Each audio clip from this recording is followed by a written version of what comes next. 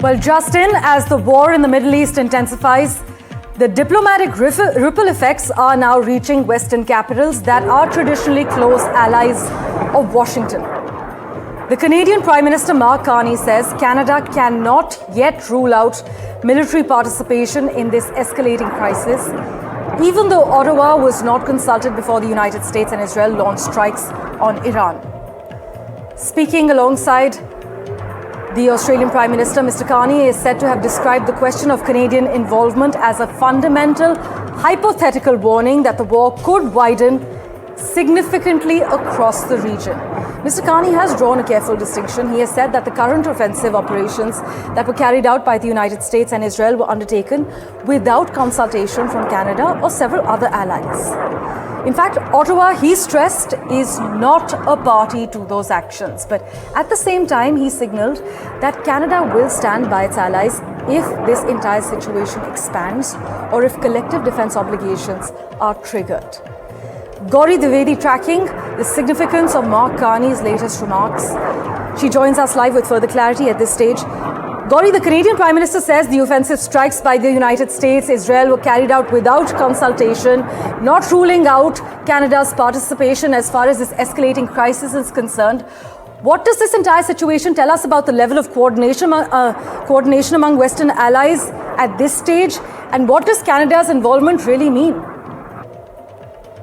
Parmeshwar, two very important questions that you've asked, essentially indicating the growing uncertainty on one end in terms of where this war is headed, and also at the same time a growing realization amongst NATO allies that as this spreads, they will have to take a stronger position. Now, you very rightly pointed out that Mark Carney is in Australia. He is with the Australian Prime Minister Anthony Albanese when he made those comments. Both of them have so far not taken a strong position in favor of America. In fact, Carney even said that he regrets the fact that there is an Iranian attack that has taken place on Iran.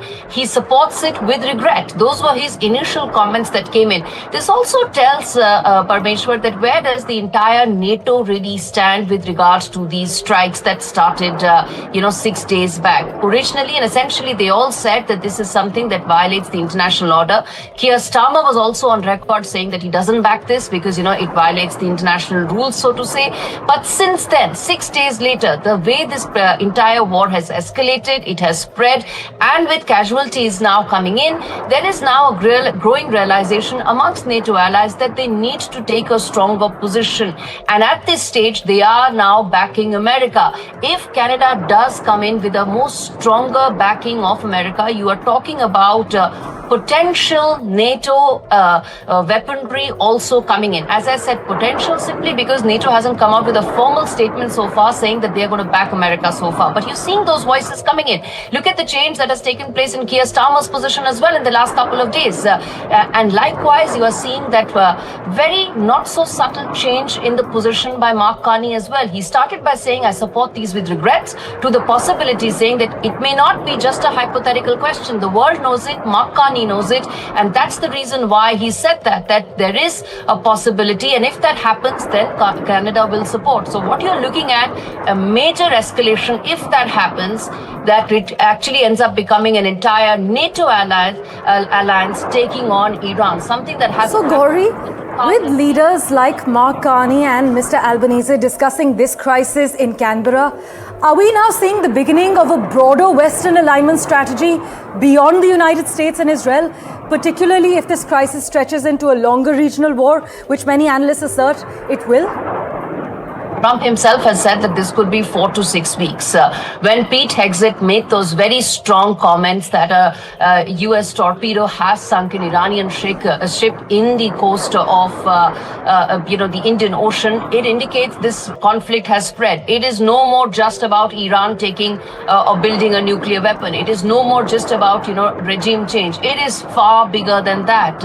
And with it now escalating all the way till the Indo-Pacific, where Mark Carney is right now in Australia meeting his Indo-Pacific partners, so to say. So there is a growing realization. It has already spread. They will have to take a position at some point or the other. They have taken one, backing American strikes to ensure the Iranian nuclear power program completely derails. But that's where it has stopped till now. Can it be more than that? It hasn't happened since the invasion of Iraq in 2003. NATO allies haven't come out with their boots on ground, with their weaponry since then.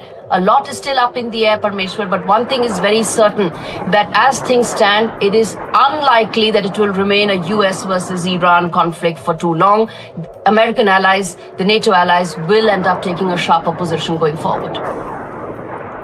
The Senate, meanwhile, in the US has backed Donald Trump's campaign in that crucial vote.